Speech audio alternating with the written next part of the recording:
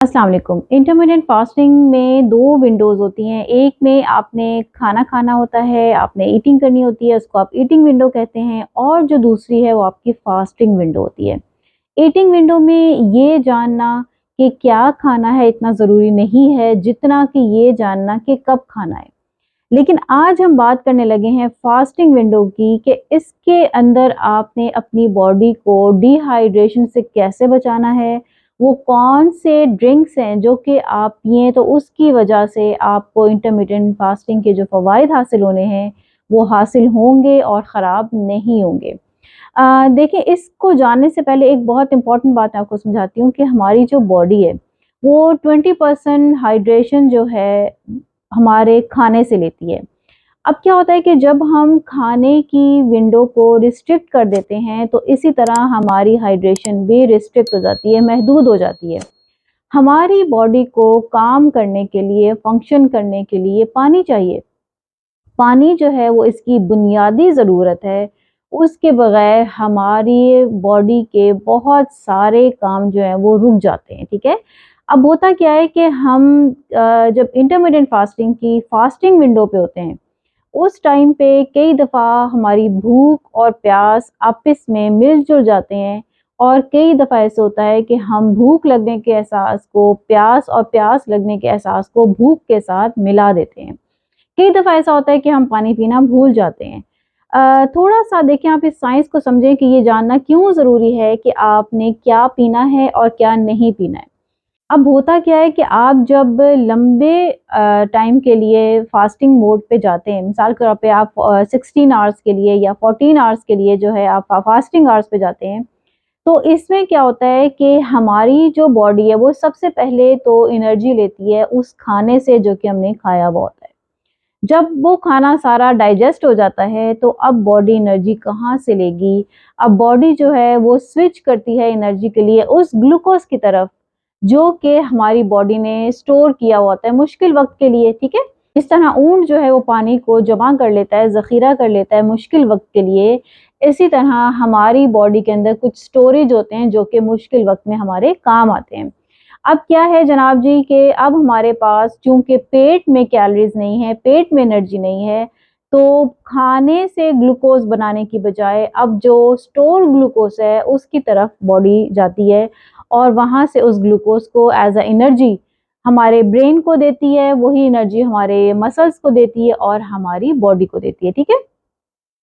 अब जनाब जी ये स्टोरेज भी खत्म होगी, अब ये ग्लूकोज़ भी खत्म हो गया। अब बॉडी स्विच करेगी एनर्जी लेने के लिए हमारे फैट की तरफ। वो चर्बी जो कि हमारे जिस्म ने स्टोर की हुई है, अब बॉडी उसको बर्न करेगी और इस प्रोसेस को हम कहते हैं कीटोसिस। ये जो प्रोसेस है कीटोसिस, असल में हमें ये रिक्वायर्ड है, ये हमारी नीड है। इंटरमिटेंट फास्टिंग करने का मकसद ही ये है कि आपने कीटोसिस के स्टेज पे जाना है, क्योंकि ये वो स्टेज है जिसके अंदर आपकी जो इंसुलिन रेजिस्टेंस है वो कम हो जाती है और इंसुलिन सेंसिटिविटी जो है वो बढ़ जाती है। इसको आसान लफ्ज़ों में मैं बताती हूँ कि बिगड़ा हुआ बच्चा जो है उसको अक्ल आ जाती है। जो आपकी इंसुलिन बिगड़ गई है और उसके बिगाड़ की वजह से आपके जिस्म में बहुत सारी बीमारियां आ गई हैं, डायबिटीज़ आ गई है, कोलेस्ट्रॉल आ गया वगैरह-वगैरह। अब वक़्त है कि अब ये बच्चा जो है ये सँभलेगा। इसलिए ये जानना बहुत ज़रूरी है कि जब आपकी बॉडी कीटोसिस पे स्विच कर रही हो, तो कौन से ऐसे मशरूबात हैं जो कि आप पिएँ, उसकी वजह से आपका कीटोसिस का ये अमल मुतासिर ना हो और आपको इंटरमिटेंट फास्टिंग से जो फ़वाइद हासिल होने हैं, वो आपको पूरे के पूरे हासिल हों। इसमें पहला सवाल ये किया जाता है कि क्या आप इंटरमिटेंट फास्टिंग के दौरान पानी पी सकते हैं? तो बिल्कुल, पानी जो है वो आपकी बॉडी की बेसिक नीड है और आप इसको आराम से पी सकते हैं, ख़ास तौर पे मिनरल वाटर। अगर आपके पास मिनरल वाटर ना हो, तो आप कोशिश करें कि पानी के अंदर थोड़ा-सा पिंक सॉल्ट, यानी अगर 1 लीटर पानी है तो उसके अंदर हाफ़ से 1 टीस्पून जो है वो आपने पिंक सॉल्ट, हिमालयन सॉल्ट का जो है वो शामिल करना है, उसको मिक्स करें और आप उसको 1 लीटर को आराम से पी लें। ये पानी जो है ये ना सिर्फ ये कि एज अ मिनरल वाटर काम करेगा बल्कि आपकी बॉडी को डिहाइड्रेशन से भी बचाएगा।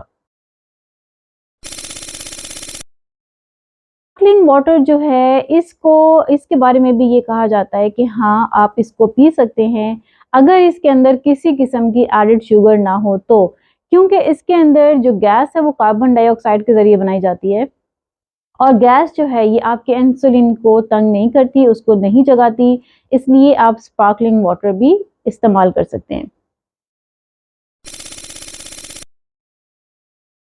लेमन वाटर जो है इसको भी आप आराम से इस्तेमाल कर सकते हैं अगर आपने पानी के अंदर सिर्फ नींबू निचोड़ा है और इसमें आपने कोई चीनी और कुछ शामिल नहीं किया तो आप लेमन वाटर भी आराम से कंज्यूम कर सकते हैं।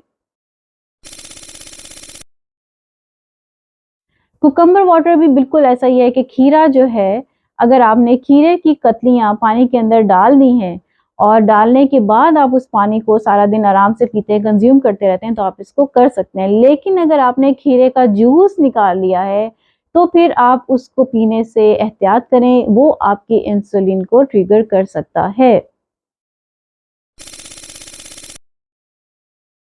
ये बड़ा इंपॉर्टेंट क्वेश्चन है कि कॉफ़ी क्या पी जा सकती है। दरअसल कॉफ़ी के अंदर कैफ़ीन होती है और ये आपके फास्टिंग पीरियड में आपके ब्रेन को एक्टिव करने के लिए बहुत ही इम्पॉर्टेंट चीज़ है। आप ब्लैक कॉफ़ी आराम से कंज्यूम कर सकते हैं, बल्कि अगर इसके अंदर 1 से 2 छींटे दूध के डाल लें तो भी आप इसको कंज्यूम कर सकते हैं। लेकिन मैंने छींटों का लफ्ज़ इसलिए इस्तेमाल किया है कि दूध 1 टेबल स्पून से ज़्यादा ना हो। अगर आपने इसके अंदर चीनी शामिल कर ली या आपने इसको बुलेट प्रूफ बना लिया, यानी कि आपने इसके अंदर क्रीम ऐड कर ली या आपने इसके अंदर ठीक-ठाक दूध ऐड कर लिया, तो फिर ये कॉफ़ी आपके फास्टिंग को ब्रेक कर देगी और आपकी कीटोसिस के अमल को रोक देगी।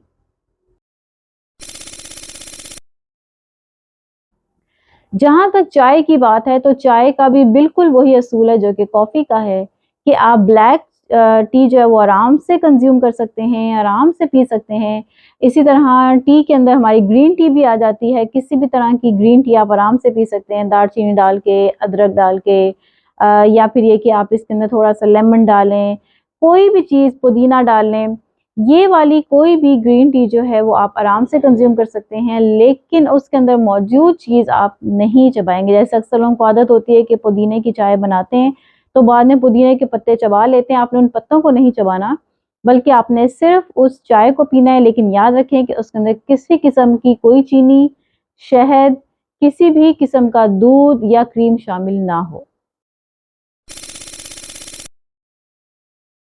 बिल्कुल, आप एप्पल साइडर विनेगर जो है ये भी फास्टिंग मोड पे ले सकते हैं। ये आपको कीटोसिस के अमल से नहीं निकालेगा, बल्कि आपके लिए तो ये बहुत बेनिफिशियल है अगर ये आपके स्टमक के ऊपर भारी नहीं गुज़रता और ये आपको सूट कर जाता है, तो आप अपनी फास्टिंग ब्रेक करने से पहले जो पहला मील लेंगे, कोशिश करें कि उससे पहले आप एसीवी को पी लें। इससे ये होता है कि आपकी बॉडी के अंदर जो फैट बर्निंग प्रोसेस है वो और ज़्यादा तेज़ हो जाता है। हाँ जी, डाइट सोडा जो है ये आप पी सकते हैं, दिन में आप 1 कैन पी सकते हैं। लेकिन डाइट सोडा के अंदर अगर फ्लेवर्ड है तो आप इसको पीने से एहतियात करें। सेकंड में क्या कि इसके अंदर जो आर्टिफिशियल स्वीटनर्स होते हैं, चूँकि उनमें कैलोरीज़ नहीं होती, वो क्लेम करते हैं कि इसमें कैलोरी नहीं होती, इसलिए आप डाइट सोडा इस्तेमाल कर सकते हैं। लेकिन याद रखिएगा कि खाली पेट फास्टिंग मोड पे डाइट सोडा पीना आपके स्टमक को मुकम्मल तबाह भी कर सकता है। कोकोनट वाटर के हवाले से ये है कि कोकोनट वाटर जो है इसको आप कंज़्यूम ना करें क्योंकि इसके अंदर कार्ब्स होते हैं। बेशक ये एक बहुत अच्छा आपका मिनरल वाटर भी है और इसके अंदर इलेक्ट्रोलाइट्स भी होते हैं, लेकिन इसके अंदर कार्ब्स होते हैं जो कि आपके इंसुलिन को जगा सकते हैं। इसकी वजह से आपका कीटोसिस का अमल रुक सकता है, इसलिए कोकोनट वाटर जो है इसको अवॉइड करें। दूध के अंदर जनाब जी आप अच्छी तरह जानते हैं कि दूध के अंदर हमारे कैल्शियम होती है, हमारा फैट होता है और दूध के अंदर कार्बोहाइड्रेट भी होते हैं। इसलिए आपने दूध लेने से एहतियात करना है। दूध चाहे गाय का हो, भैंस, किसी भी जानवर का दूध हो, लेकिन आप दूध नहीं पी सकते क्योंकि उसके अंदर फैट, प्रोटीन, कार्बोहाइड्रेट जो हैं वो शामिल होते हैं। बोन ब्रोथ के हवाले से रिसर्चेस जो हैं वो मुख्तलिफ हैं। कुछ कहते हैं कि आप इसको पी सकते हैं, कुछ कहते हैं कि आप इसको नहीं पी सकते हैं, लेकिन मैं आपको फैक्ट बताती हूँ कि इसके अंदर चूंकि प्रोटीन काफ़ी ज़्यादा होता है और इसके अंदर कार्बोहाइड्रेट्स भी शामिल हो जाते हैं, इसलिए ये आपके इंसुलिन को हल्का फुल्का टच कर सकते हैं। और जैसे ही आपकी इंसुलिन हल्की सी भी टच होगी तो आप समझ जाएं कि आप कीटोसिस के अमल से बाहर आ गए हैं। फ्रूट जूसेस के हवाले से तो ये आपको पता ही होगा कि फ्रूट्स के अंदर जो है वो फाइबर शामिल होता है, और फाइबर के हवाले से आप अच्छी तरह जानते हैं कि ये आपके इंसुलिन का बेशक दोस्त है, लेकिन इसकी वजह से भी आपकी इंसुलिन ट्रिगर होती है, ज़िद्दी नहीं होती लेकिन जाग जाती है। इसलिए आपने ड्यूरिंग फास्टिंग आवर्स आपने कोशिश करनी है कि आपने फ्रूट जूस भी इस्तेमाल नहीं करना। अपनी सेहत का बहुत सारा ख्याल रखें। नई मालूमात के साथ, नए टॉपिक के साथ अगली वीडियो में मैं फिर से हाजिर होती हूँ। लाइक शेयर सब्सक्राइब करना मत भूला करें, आपका ये स्टेप मेरे हौसलों को बढ़ाता है। Thanks for watching.